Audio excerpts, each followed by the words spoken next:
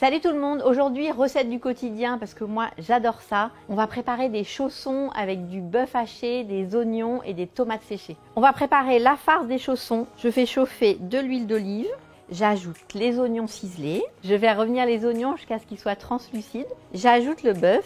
Je vais faire dorer le bœuf pendant 2-3 minutes. Je viens de râper une gousse d'ail, je l'ajoute sur la viande. Je sale la viande. On va parfumer la viande avec du cumin. Je rajoute du concentré de tomate. Maintenant que ma farce est prête, je vais la faire légèrement tiédir dans un bol et on va pouvoir former les chaussons. Je forme des cercles d'environ 9 cm de diamètre. Je rajoute 2 cuillères à café de farce sur la partie inférieure parce que je vais rabattre la pâte sur le dessus. J'humecte avec de l'eau le bord de la pâte pour pouvoir bien sceller la pâte. Et là, je vais rabattre la pâte sur la farce. Et j'appuie avec mes doigts pour sceller. Pour bien sceller mes chaussons, moi j'ai 2 méthodes. Alors la première, je replie les bords comme ça. Je fais ce qu'on appelle un feston. La deuxième méthode qui est plus rapide, c'est à la fourchette. Je pince les bords avec la fourchette et ça forme des petits traits. Je fais 3-4 entailles, c'est tout simplement pour que les chaussons ne gonflent pas trop à la cuisson. T'as vu le chausson qui gonfle? Dernière étape avant la cuisson, on badigeonne avec un mélange de jaune et de lait. Pour la cuisson, 180 degrés, 15 à 20 minutes selon votre four.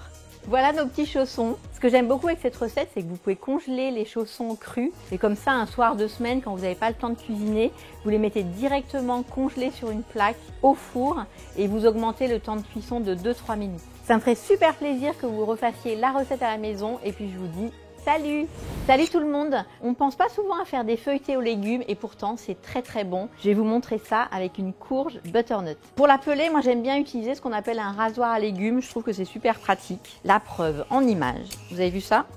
Je vais couper la courge en dés. Je retire les extrémités. Là j'ai la partie sans graines. Là j'ai la partie avec les graines. Je pose à plat pour pas me blesser. Et là je coupe en deux. Je retire les graines avec une cuillère. Donc là je vais couper en dés.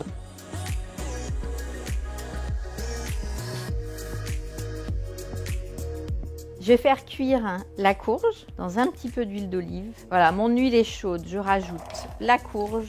Je vais les faire revenir 3 minutes et après je vais rajouter un petit peu d'eau pour prolonger la cuisson. Je sale et je rajoute l'équivalent de 3 cuillères à soupe d'eau. Et là, je vais faire cuire la butternut pendant une quinzaine de minutes jusqu'à ce que les dés soient tendres. Pour accompagner la courge butternut, je vais rajouter des dés de jambon et de la tome de Savoie. Aujourd'hui, j'ai choisi de la tome de Savoie. Vous pouvez prendre du Saint-Nectaire, du Reblochon, du fromage à raclette, un fromage qui coule. Nos dés de butternut sont bien tendres. Je vais rajouter le jambon, je rajoute la tome. Pour mes feuilletés à la courge butternut, j'ai coupé un carré de 24 cm de côté et là, je vais couper 4 carrés de 12 cm. Je badigeonne mes pâtes avec un mélange jaune d'œuf et lait. Je rajoute au centre 2 cuillères à soupe du mélange à la butternut. Je vais faire des feuilletés ouverts, donc je vais rabattre les coins sur le centre. Alors je pince les coins, tout simplement pour que la pâte ne s'ouvre pas trop pendant la cuisson. Dernière étape avant la cuisson, je badigeonne les bords, toujours avec mon mélange jaune d'œuf et lait. Je vais les enfourner pendant une vingtaine de minutes à 180 degrés. Je les ai fait cuire 18 minutes et comme toujours, c'est adapté selon votre four. Ça peut prendre jusqu'à 20-25 minutes. Je rajoute la ciboulette. J'aime beaucoup servir ces feuilletés avec une salade bien assaisonnée. Vous pouvez remplacer la courge par de la patate douce, c'est très sympa, voire de la pomme de terre. Et vous pouvez remplacer le jambon par du saumon fumé ou tout simplement le retirer de la recette. Ça me ferait super plaisir que vous refassiez cette recette à la maison et je vous dis à la prochaine fois. Salut! Salut tout le monde, ravie d'être là avec vous aujourd'hui. Je vais vous montrer aujourd'hui comment faire des hélices ou des moulins à vent avec de la banane, de la pâte à tartiner. C'est trop bon. J'ai commencé par couper un carré dans la pâte feuilletée de 24 cm de côté. Je coupe ma pâte en 4 carrés, donc de 12 cm pour ceux qui ont suivi. Vous n'avez pas intérêt à mettre ça dans les off. J'ai mélangé un jaune d'œuf avec un petit peu de lait et je vais badigeonner mes carrés de pâte.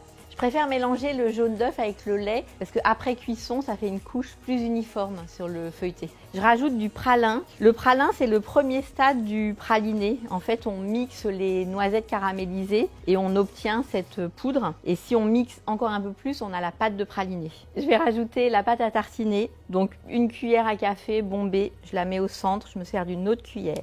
J'ajoute les rondelles de banane sur la pâte à tartiner. On va former maintenant les hélices ou moulins à vent. Je vais entailler en diagonale chaque carré. Je prends le coin en haut à droite et je le mets au milieu. Je prends maintenant la partie à gauche. Donc là, j'ai rabattu celui du bas et maintenant je rabats celui de droite. J'ai mouillé mon doigt et je mets un tout petit peu d'eau ici pour sceller. Je badigeonne le dessus puisque j'ai retourné la pâte. Je rajoute du pralin. Ça va apporter du croquant, ça va être trop sympa. La finition, parce qu'on aime bien les jolies choses, une demi-noisette sur le dessus. On va les faire cuire pendant 12 à 15 minutes à 180 degrés. Vous surveillez tout simplement la couleur de la pâte. Voilà nos hélices ou moulins à vent, c'est comme vous voulez. Vous avez vu que c'est super facile à faire et surtout c'est très bon.